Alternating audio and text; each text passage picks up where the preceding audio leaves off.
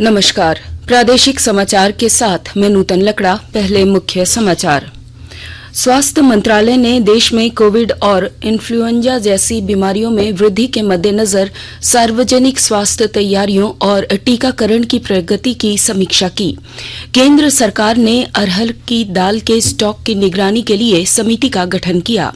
कोयला सचिव ने धनबाद जिले के झरिया अग्नि प्रभावित क्षेत्रों में रहने वाले परिवारों को तेजी से पुनर्वासित करने का दिया निर्देश।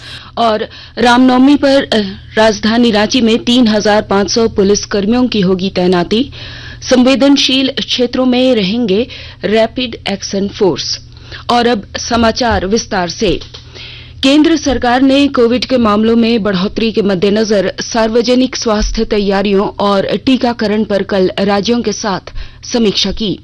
केंद्रीय स्वास्थ्य सचिव राजेश भूषण ने राज्यों और केंद्र शासित प्रदेशों के साथ वीडियो कॉन्फ्रेंस के जरिए एक उच्च स्तरीय बैठक की अध्यक्षता की। उन्होंने राज्यों और केंद्र शासित प्रदेशों को किसी भी तरह की लापरवाही के प्रति आगाह करते हुए सलाह दी कि वे स्वास्थ्य अनुसंधान विभाग और परिवार कल्याण विभाग के परामर्श का पालन करें। केंद्र सरकार ने देश में अरहर दाल के भंडारण की निगरानी के लिए एक समिति का गठन किया है। केंद्र सरकार ने राज्य सरकारों के सहयोग से आयातकों, मिलों और व्यापारियों के पास मौजूदा स्टॉक पर नजर रखेगी। यह फैसला उन खबरों के बाद लिया गया जिसमें बताया गया था कि बड़ी मात्रा में आयात के बावजूद व्यापारी बाजार में अरहर के स्टॉक की बिक्री नहीं कर रहे। अब सुनिए आकाशवाणी के लोकप्रिय कार्यक्रम प्रधानमंत्री के मन की बात पर आधारित विशेष श्रृंखला। आज की कड़ी का विषय है बदलाव का पुरोधा।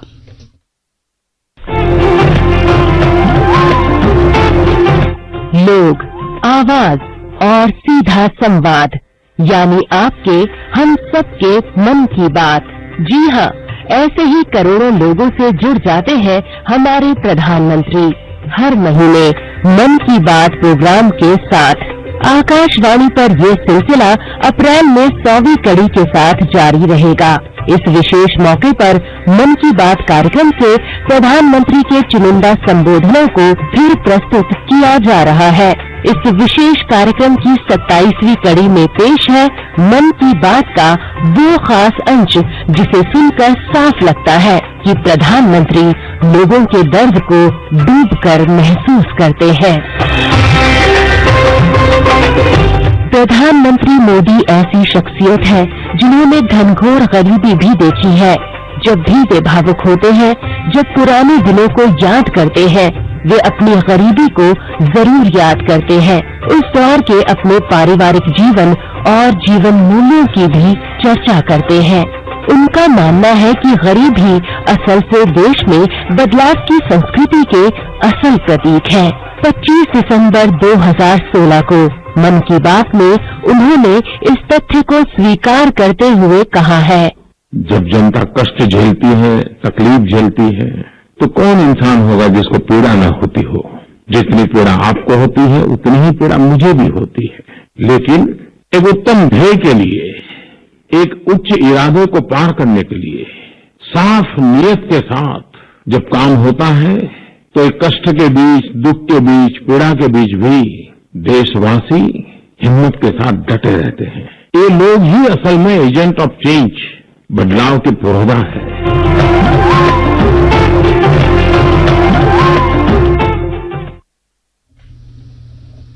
राज्य सरकार रांची नगर निगम क्षेत्र में यात्रियों की सुविधा बढ़ाने और निजी वाहनों का दबाव कम करने के लिए सार्वजनिक परिवहन प्रणाली विकसित करेगी। इसके लिए 244 बसें खरीदी जाएंगी।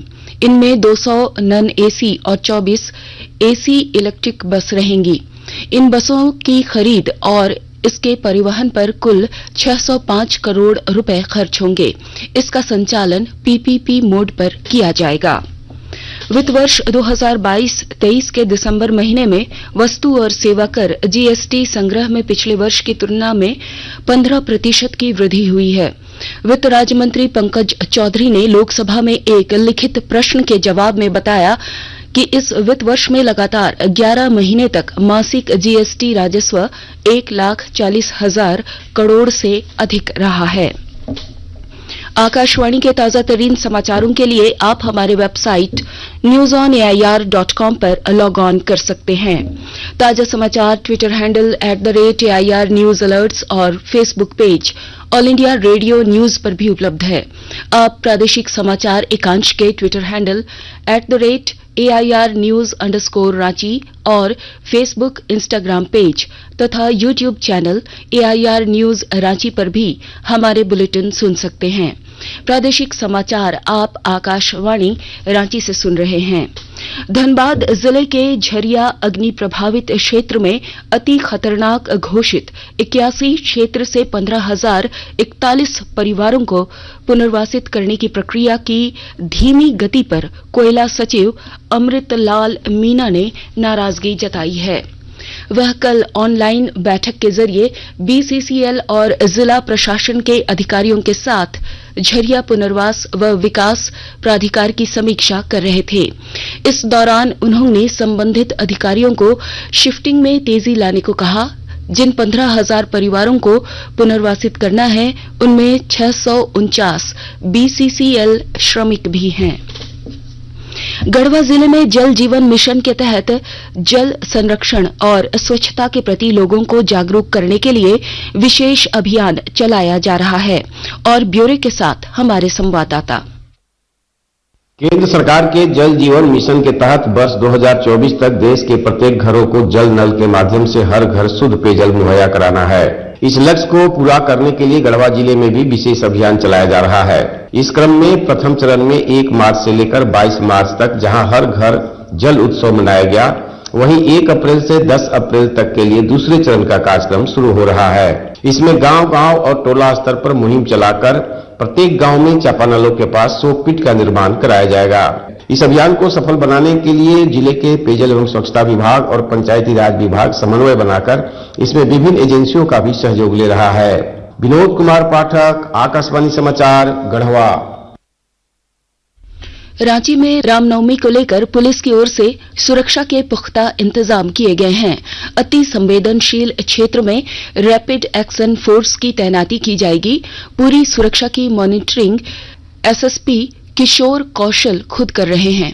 5 IPS के अलावा 12 DSP, 30 इंस्पेक्टर, 250 दारोगा सहित 3,500 पुलिसकर्मी रामनवमी की सुरक्षा की कमान संभालेंगे। इसके अलावा सभी थाना प्रभारियों को अपने अपने क्षेत्र में विशेष निगरानी रखने को कहा गया है। और अब कुछ संक्षिप्त खबरें। गोड्डा जिले के मोतिया OP क्षेत्र के रंगनिया गांव में ट्रैक्टर की चपेट में आने से एक महिला की मौत हो गई। पुलिस ने ट्रैक्टर को जब्त कर लिया है। पड़ैयाहाट थाना क्षेत्र के पड़ैयाहाट द्रुपद मार्ग में अमवार के पास 2 बाइक की टक्कर में 5 लोग घायल हो गए। घायलों को सदर अस्पताल रेफर कर दिया गया है। गोड्डा जिले में अवैध शराब की बिक्री के खिलाफ पुलिस ने कार्रवाई शुरू कर दी है। पुलिस ने गोड्डा कॉलेज हाट सहित कई हाटों में देशी शराब को जब्त कर नष्ट कर दिया है। पूर्वी सिंहभूम में स्वर्णरेखा नदी एवं खड़काई नदी में श्रद्धा और भक्ति के साथ चैती छठ मनाया गया। मंगलवार को उदयीमान सूर्य को अर्घ्य देने के साथ महापर्व संपन्न हो गया। पाकुड़ जिले में अंडर 16 क्रिकेट टूर्नामेंट का आयोजन किया गया। पहला मुकाबला राइजिंग क्रिकेट क्लब और कैप क्रिकेट क्लब के बीच हुआ। पर्यटन, कला, संस्कृति, खेलकूद एवं युवा कार्य विभाग झारखंड सरकार की ओर से आयोजित मुख्यमंत्री तीर्थ दर्शन योजना के तहत द्वारिका एवं सोमनाथ दर्शन कर हजारीबाग के 33 तीर्थ यात्री लौट आए हैं। जिले भर के विभिन्न प्रखंडों से 11 महिला और 22 तीर्थ यात्री नोडल पदाधिकारी सरोज कुमार मालाकार और गोपाल राम की देखरेख में तीर्थ पर गए थे। और अब अंत में मुख्य समाचार एक बार फिर। स्वास्थ्य मंत्रालय ने देश में कोविड और इन्फ्लुएंजा जैसी में वृद्धि के मद्देनजर सार्वजनिक स्वास्थ्य तैयारियों और टीकाकरण की प्रगति की समीक्षा की। केंद्र सरकार ने अरहर दाल के स्टॉक की निगरानी के लिए समिति का गठन किया। कोयला सचिव ने धनबाद जिले के झरिया अग्नि प्रभावित क्षेत्रों में रहने वाले परिवारों को तेजी से पुनर्वासित करने का दिया निर्देश और रामनवमी पर राजधानी रांची में 3,500 पुलिसकर्मियों की होगी तैनाती। संवेदनशील क्षेत्रों में रहेंगे रैपिड एक्शन फोर्स। इसके साथ ही आकाशवाणी रांची से प्रादेशिक समाचार का ये बुलेटिन समाप्त हुआ। नमस्कार।